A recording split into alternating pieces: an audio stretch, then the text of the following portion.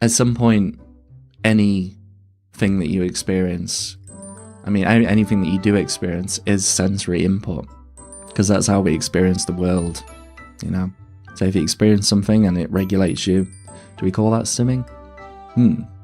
It really depends on who you ask and how they define it.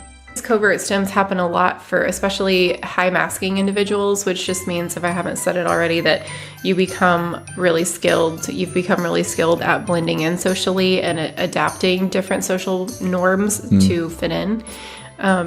So we go covert with our stims because it helps us play the part. I think there's another classification of stimming which I think is quite important, which is the harmful stims. Because there are things that you can do which are stimmy, which are not good for you.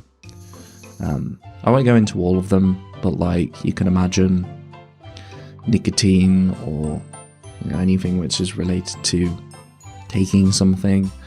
It could be things related to biting your nails or like self-injury in a certain sense. Really depends. I tend to get a lot of the more harmful stims when I am particularly not feeling good. They tend to come out a bit more. Autistic stimming is something which has gradually changed in a lot of the ways that we refer to it. Once it was something which was particularly stereotypical that a lot of clinicians, a lot of psychologists had isolated as being stereotypical autistic thing that only autistic people did. Nowadays, there's been a lot more elucidation of the different aspects of what we consider to be stimming.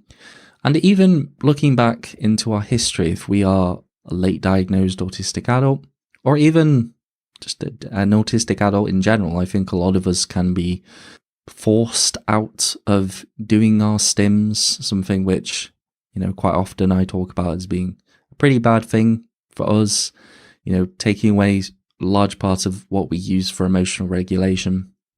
Well, today we're going to be talking about the importance of stimming in late diagnosed autistic adults.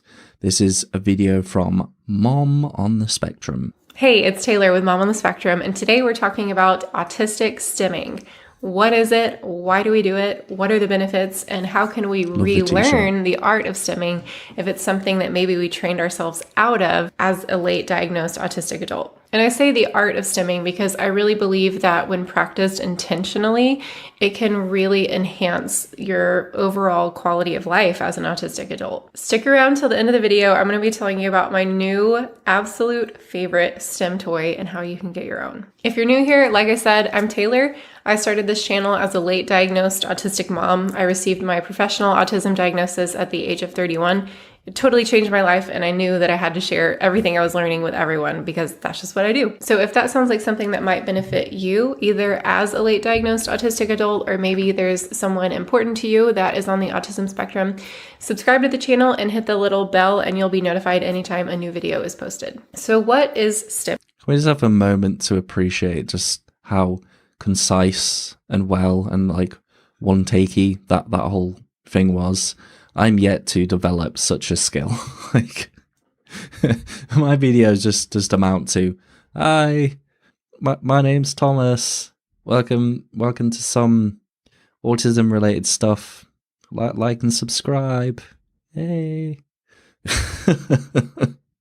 That's the epitome of my like introduction. But that looks like a cool stim. I think definitely like the importance of. I think there's a lot of importance of trying to consciously integrate stimming into your life, especially if it's something that's been learnt out of you. It can be considerably quite helpful. I think one thing that has been very clear to me from going about my own life is that it's not always the fact that I'm not stimming that's the bad thing. It's about me not meeting my own sensory needs. As autistic people, we tend to have different sensory profiles, and what comes with that sometimes is a need for certain stimulation, which is very variable person to person, of course. I do have a video out which is going to cover, it's a two-part video actually. It's going to cover how to find your stims and understand your sensory profile yourself. And I've forgotten exactly what I was going to say. Oh dear. Thomas Henley, your style of videos make you very relatable.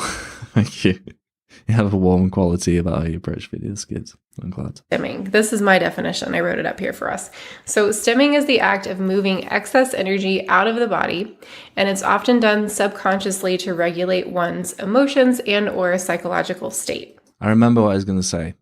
I was going to say, you can meet your sensory needs by not stimming. You don't have to stim always to meet your sensory needs.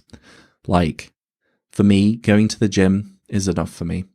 Like, if I go to the gym during the day once a day, it pretty much meets all of my sensory kind of regulatory type needs, you know.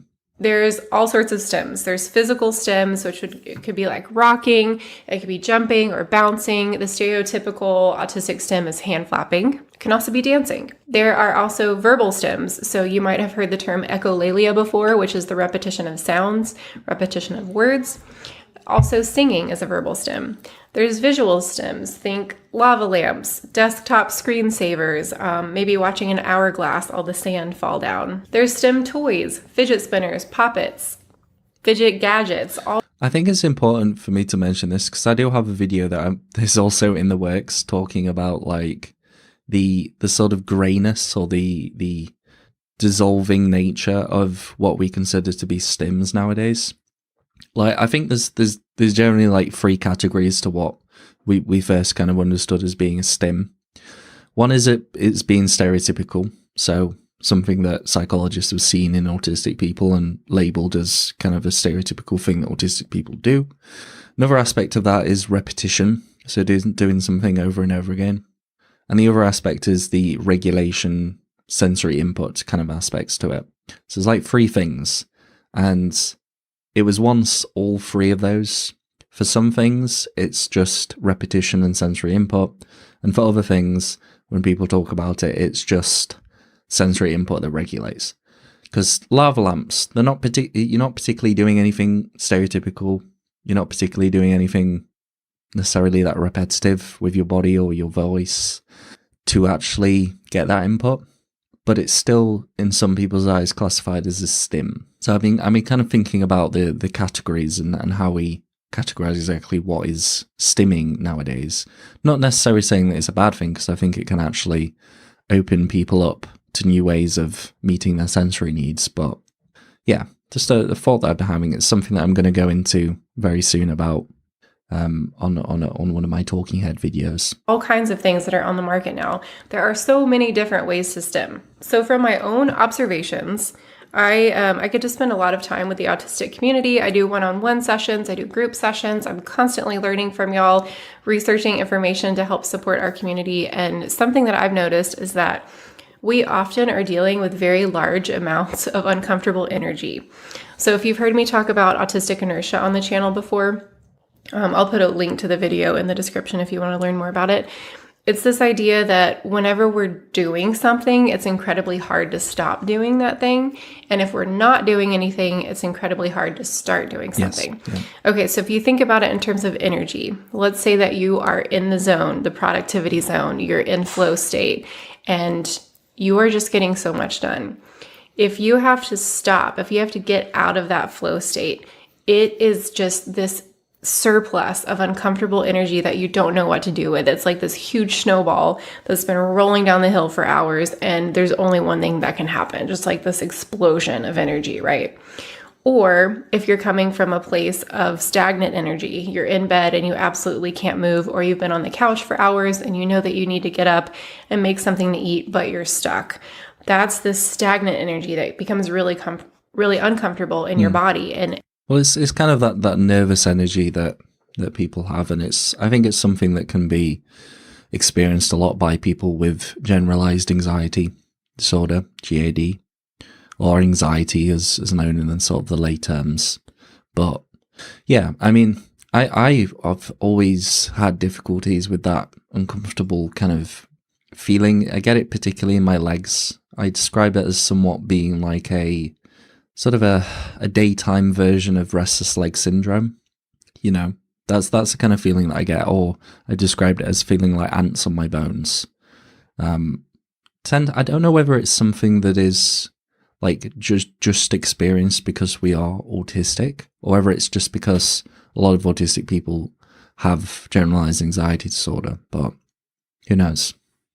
Some stuff I do I can't control, but it does happen when I get overwhelmed or nervous.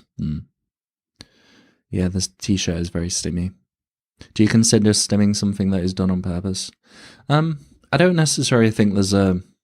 I mean, it's difficult, isn't it? Because it's kind of learnt out of you somehow for a lot of people through life, either consciously by yourself because you're at school, you're in a social environment, or from particular teaching practices or from your parents.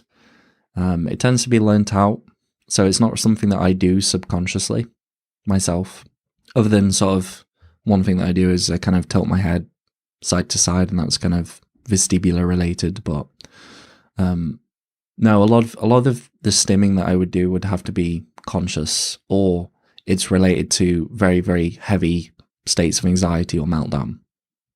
That tends to be the times where it does come on the most. And it can feel overwhelming, claustrophobic, but it's this pent-up energy that gets stuck and stagnant. We also are constantly taking in a lot of sensory information. So people on the channel have described this as like being an antenna, where when you walk in the room, you're taking in everything around you. So you're receiving all of this energy through an antenna yourself, and all of that energy doesn't necessarily have a channel to flow through. So again, all of this energy that's staying in your body with nowhere to go. So stimming is a way that we can channel this excess energy out of our bodies. And we do it subconsciously, probably most of the time, sometimes consciously, but it's this ingrained practice that we have as autistic people to help alleviate some of that extreme tension and discomfort that we can feel from all of the energy and information that we're taking in. You can stim when you're happy, when you're overwhelmed, when you're frustrated, when you have sensory overload, when you have overpowering thoughts that are just overloading your brain. You can stim just because it feels good. So why is stimming important? Well, I think there's an important stipulation there to be made about stimming just because it feels good. I think a lot of people within the autistic community would classify that as being sensory joy. I don't know about you, but in my mind, I kind of separate stimming and sensory joy up into two things, because on the one hand, like it's sensory joy is something that I experience or something that I want to experience when I don't really need to regulate. Whereas when I stim, when I'm getting that input, it tends to be to curb some level of emotion. And it's not always negative emotion, but it tends to be negative emotion. Sometimes it can be positive, excitement-related stuff. I've experienced that quite a bit. I want to share some quotes with you from a couple of articles that I found online about autism and stimming. I'll make sure to link those in the description if you'd like to read them. They're both really good articles. This first one, this quote is from Matt Medina from Embrace Autism. And he said, "I find that stimming improves my ability for active listening, especially during long conversations. Any sort of cognitively demanding task will unconsciously involve me stimming as I work through the problem. Something about the repetitive movements locks me into my work and allows me to funnel that concentration onto the object of my mentation." This next quote is from... That's another thing as well. Like, would you consider that to be stimming? I don't know. I suppose it is quite regulating, but I only really do it if I only really fidget. I only really do that stuff to regulate.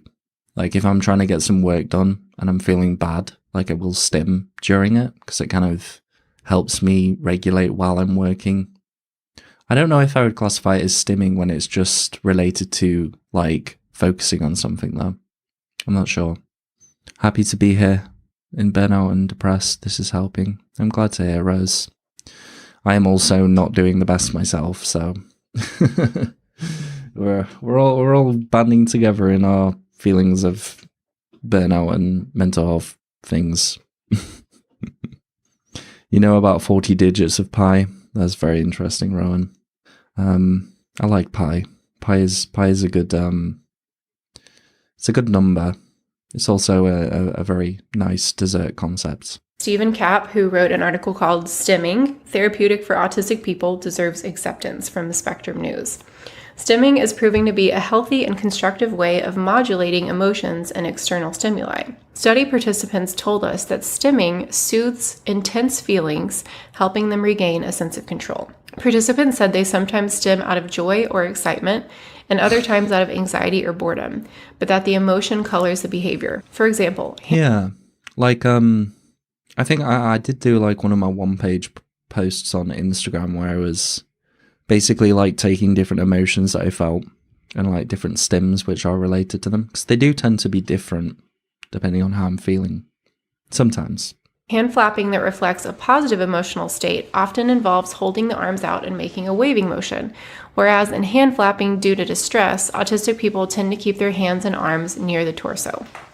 I thought that was really interesting. So it's almost like it can be kind of brought in internally as like a way to kind of protect yourself. You can keep things close if that feels comforting. But if you're happy, you don't feel this need to protect yourself, you're going to kind of be out here and you might be dancing or waving your arms around a little bit bigger. And again, these are...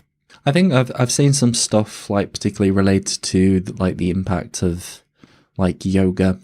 Obviously, I think sometimes doing yoga poses which are particularly quite expansive can sometimes fuel you with a sense of confidence to a certain degree, or like even posture to a certain degree, like kind of pulling your shoulders back and standing up straight, I think, does have some level of impact on your emotional state.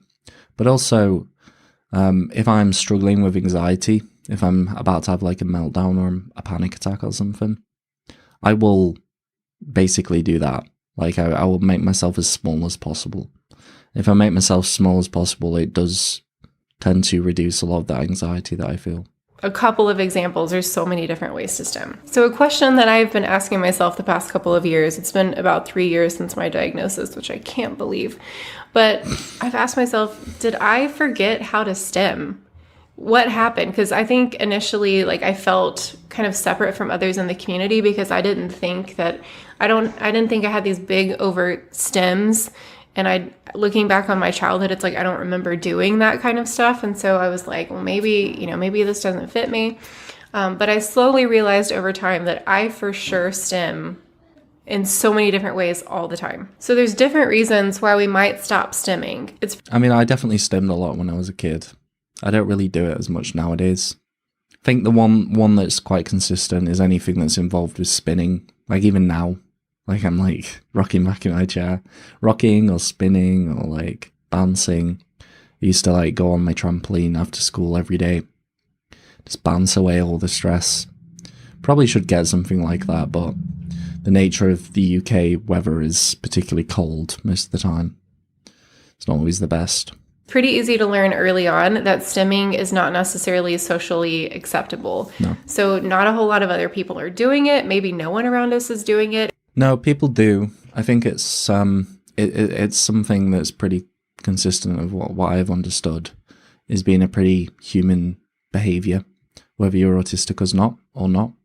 I mean, it's kind of bring us back to that kind of distinguishing thing that I mentioned earlier about, it's not particularly stereotypical as being as an autistic thing, but people do tend to do like little stims, as some people characterize it. Biting your nails or like bouncing your leg up and down. I've seen that in people who aren't autistic too. Like it's kind of just getting rid of excess energy, I would say. Like maybe if you've had too much caffeine, some people might get like that. Yeah, I mean, when it comes to like little stims, I think everybody does that. I think it's just characterized more as being autistic stimming because that's like out of the norm.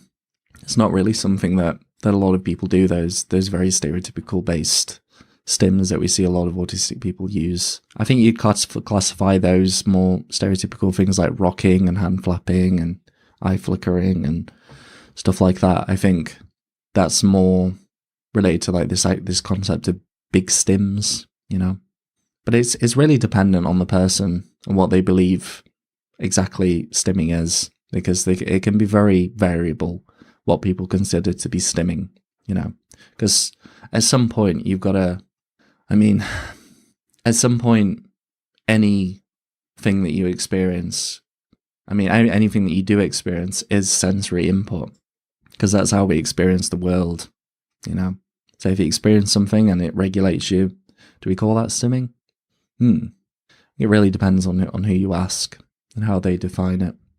But it does seem to be used very loosely. I'm not necessarily saying that's a bad thing, but I have noticed that. And so it can be very uncomfortable to be the only person doing something. We want to be like our peers. We want to blend in, so we don't want to be noticed. People might have told us that it was annoying or distracting to do those things, maybe in class, maybe at home. It was upsetting to your parents or your brothers or sisters, so you found a way to not do those things anymore. There's all different reasons why we might stop stimming in larger ways. But this is often channeled through other discrete ways of stimming or covert ways of stimming. And looking back on my life, I can see it everywhere. I picked at my lip, I bit my nails, I picked at him, I twirled my hair, I tapped my feet, I drummed on the desks. There's all different ways, even blinking. Like I remember a phase where I just was like blinking all the time because it felt, even right now, it feels kind of good. So there's all different kinds of covert ways where we might subconsciously, our body might say, well, I still need an outlet for these things. And it finds a way to move that energy through your body. Here's my kitty. He is literally staying just out of frame. So your body tries to find these other outlets, and it's really interesting what our body comes up with because, again, there is this excess energy and it has to go somewhere. It can't just stay. It has to move. I think these... Is touching your skin stimming? I've heard it from I'm Autistic Now. Yeah, I mean, I think it really depends on the person, Isabella, about what you consider to be stimming. I mean, I don't see anything wrong with it. Is it just kind of being sort of dissolved into sensory input that regulates you? I think that's fine. But yeah, it definitely has changed in the way that we use the term stimming, like the way that we use the actual language. Hi, Joseph. You're a musician. But William says I'm a musician. Playing guitar is perfect stim for me. There you go. Never realized that eating was a form of stimming. That's so interesting. I suppose it's like, it's pretty much just any input that you have that regulates you to a certain degree. That's the kind of the overarching thing that you can find in pretty much any use of the word stimming. But yeah, I won't go over it too much because I have talked about it, but I do have a video coming out about sort of the differing changes in the way that we use the term stimming. Covert stims happen a lot for especially high masking individuals, which just means, if I haven't said it already, that you become really skilled. You've become really skilled at blending in socially and adapting different social norms to fit in. So we go covert with our stims because it helps us play the part of a certain social group. We're not sticking out. We're not being annoying or distracting. One thing that people share with me a lot too is that they scrunch their toes in their shoes. That's something that you can do that nobody ever sees. So what happens when we suppress these stims? If we need an outlet and we're not giving it to ourselves, it kind of becomes like this traffic jam in our brain. So our brain has all these processes that are trying to happen. And I think, this is compounded for autistic individuals because we've got, social anxieties, we've got delayed processing, we've got sensory overwhelm, and then trying to figure out a way to direct this energy. If we don't feel safe physically stimming, it's like this traffic jam and this huge cognitive kind of brain fog sets in where our executive functioning becomes impaired and we can't make decisions as well because there's not enough bandwidth. Our bandwidth is tied up trying to figure out which process it needs to focus on first. The energy is stuck in our brain and there's no channel that it can move through. When this happens, you might notice, and for some of you, this might be kind of the precursor to a meltdown, kind of a warning sign that you're approaching that. You might start to get this feeling of being claustrophobic, of feeling like your skin is tight or like you need to crawl out of your skin or you're itchy. This feeling of just being stuck or overwhelmed or claustrophobic. Kind of like the autistic meltdown aura, you get that feeling. I think the claustrophobic feeling and like the blurring of your like peripheral vision, I think that's kind of for me related more to having like a shutdown, which is a precursor for me having a meltdown. I like the way that they're describing it though. I think you can get rid of that energy, I suppose, in different ways. Like 100% like going to the gym is that for me. That's like my way that I meet a lot of my sensory needs. Does anyone else deal with jaw clenching if you're too focused? Yeah, me too. You get like an aching feeling in your mouth. You're like, oh my God, what have I been doing for the past hour or so? I used to scratch myself as a child. I just realized. Yeah. I used to, yeah. I think there's another classification of stimming, which I think is quite important, which is the harmful stims, because there are things that you can do which are stimmy, which are not good for you. I won't go into all of them, but like you can imagine nicotine or anything which is related to taking something. It could be things related to biting your nails or like self-injury in a certain sense. Really depends. I tend to get a lot of the more harmful stims when I am particularly not feeling good. They tend to come out a bit more. Oh gosh, my jaws are tired all the time. That is a sign that that energy is stuck and that it needs a way to flow through you. You might just have no other words other than you feel stuck. You might not be able to make decisions. You might try to think through the same situation over and over and over again, but you can never quite finish the thought. That's when I start realizing, oh, I think I need to stim, like something's stuck. So as you start becoming more aware of your own patterns and what tends to happen whenever you feel stuck, whether it does feel like your skin is crawling or you feel stuck or claustrophobic, just simply becoming aware of that and realizing, okay, something needs to change, the energy is not flowing right now, and giving yourself the opportunity to stim. Test it out, try something new. If you're not feeling comfortable doing it in front of other people, which I still don't really feel comfortable doing big stims in front of other people, Neither. Go in the other room, go in a closet, just jump around. I like to bounce on my toes and like throw my hands down, just kind of feel the weight of my body going into the floor. That always feels really comforting. Laying on a carpet or a rug. It's a good one, that. It's a good one. Constantly chew stuff. I'm the only person who buys chewing gum in bulk. I have some really hard chewing gum that I have, which is quite nice. I do enjoy that. I poke my finger with my thumbnail just enough to hurt slightly. I think I have a callus from it. Yeah, I have the same thing with my gums, like with like toothpicks. It's not good. I tried to stop myself from doing it, but it is a big stim for me, like picking at my gums, basically. But give yourself an opportunity to explore and try all different kinds of stims and take note of what it feels like in your body after you do it. So let me explain. One of you had commented about imposter syndrome. And as we try to relearn how to stim, we start rethinking everything like, oh, am I just making this up? Do I actually need to stim right now? Or am I just forcing this? I would say it's going to feel really foreign and awkward for a while because your brain, we have grooves in our brain and you've trained your brain. When you're feeling overwhelmed, don't take this path, right? The discrete covert stim. So in order to start creating a new neural pathway, you're going to have to make that decision over and over and over again to try something different. So keep experimenting and then take note of how you feel after you engage in a stim. Does your body feel lighter? Do you feel less pent up energy? Do you feel less stuck? How are you emotionally? How are you able to make decisions now? And as you focus on the results of the stimming in your life, that will help with the imposter syndrome of, am I making this up?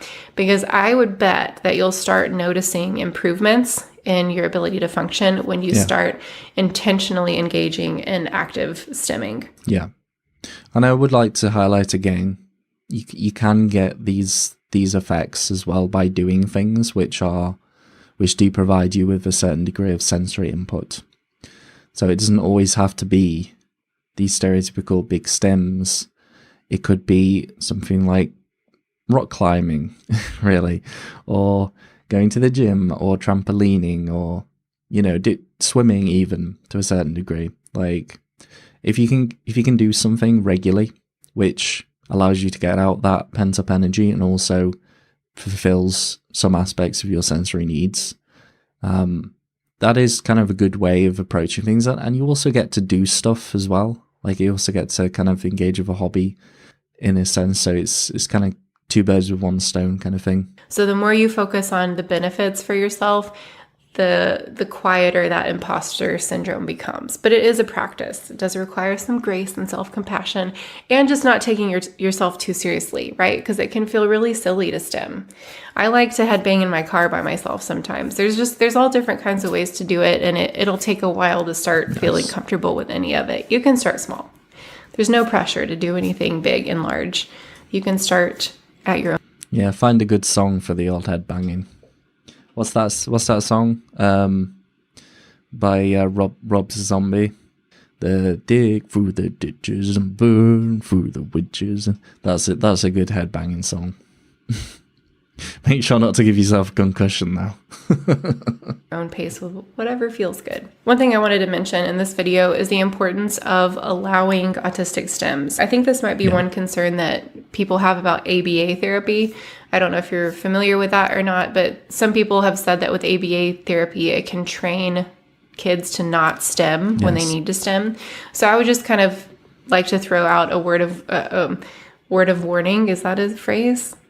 Word of caution? I don't know. Does that make sense? Yes. Just if you do know someone in ABA therapy, if you have a child in ABA therapy, I would just encourage you to make sure that you kind of understand the goal in that therapy for your child, and that you make sure to encourage stims whenever it feels right to your child. Another thing that kind of pops up. Yeah. Do not try to stop non-harmful behaviors. Yeah. Dragula, there you go. In educational settings is you may have heard teachers say quiet hands, keep your hands in your lap, be quiet. And as I've been researching and learning about stimming this week, I've kind of stumbled upon a rally cry of parts of the autistic community being loud hands. So I'm encouraging you, and especially the parents, encouraging you to encourage your kids to have loud hands and to do what they need to do in order to feel comfortable, and that's not socially unacceptable, right? And hopefully that will become more and more normalized as we learn more about the... Well, I don't think it's our place to tell the rest of society what is considered to be socially acceptable. Like, we can only work with what people think. I think there's a lot to be said of destigmatizing things of that nature. And when I'm saying that, I'm not saying that it's like I think it's unacceptable, but I think for a lot of people generally in society, they definitely look at things which they do not see very often and make very harsh judgments, which I think a lot of people are quite concerned about. It just concerns them if they are to use kind of this stimming. I would say that there's a lot of ways of going about it, and it's going to be individual, person to person. To a certain degree, perhaps suppressing stims in situations where it might make you look more vulnerable and cause some issues interpersonally, or in the phrase of kind of like confrontation. It's got to be. I think if you stim and you make yourself stim, and it causes you more problems, more issues, it makes you feel worse, more paranoid. That you got to decide whether it's something that you want, that you're happy with doing yourself. But I do think that to a certain degree, like, you should try it at least, or find some things that you can do which do meet your sensory needs on a more frequent basis. You have loud hands. I do not have loud hands, sadly. I wish I did. I probably would do if I hadn't sort of taught myself out of stimming so much. The importance of stimming. Okay, so before we wrap up, I have to tell you about my new favorite fidget toy. So I get so many offers in my inbox for fidget toys. Will you try this out? Will you try this out? I promise you, I turn down like 90% of them because I don't want to share stuff with y'all that's just junk. There's so many like cheapy products out there that have weird textures and smells, and they're loud and clunky. This is not that. Okay, this is called the Ono Roller. Cultivate the practice of stimming in your life, and that it will add value by helping you feel more regulated, more grounded. Thank you very much, Mom on the Spectrum, Taylor Heaton. If you haven't seen our podcast together, I highly recommend going and checking that out. It was a good interview. It was really nice. Taylor is a very lovely person. I've had a few chats with her over the years. It's been lovely. I feel like my body forces other stims when I try to control one. That's interesting. Very interesting. Isn't the point that it's harmful not to stim? Yes. It's not a good idea not to have some level of sensory input, I would say, if you need it to regulate. I think just the reason why I said that before is because there are some people who, particularly when I talk about unmasking or stimming, people do have sort of independent thoughts about, is this a good idea to be promoting people to do? Could it put people in dangerous situations? So I'm more or less just paying lip service to the feelings and thoughts of those particular individuals. But you're right, in an ideal world, in my ideal world, people would be able to stim and people wouldn't sort of harass us for it. I think it really depends. I feel very happy stimming in the company of people that I care about and feel comfortable with. In public, with strangers, people that I don't know, maybe not so much. But it's more of a thing that I just prefer not to draw the attention to myself. It's hard really to explain, but the premise of stimming when you need to is something that I agree with. But for me to do so, particularly in public places where I don't feel very comfortable, and particularly when I get negative reactions or pointing and laughing and people harassing me for it, then it does become a particular issue. But that's not related to actually stimming, that's just other people, But that was the importance of stimming in late diagnosed autistic adults by Mom on the Spectrum. Go check it out in the description, give it a like, give her a subscribe, show her some love, and drop a comment below and tell her that I sent you.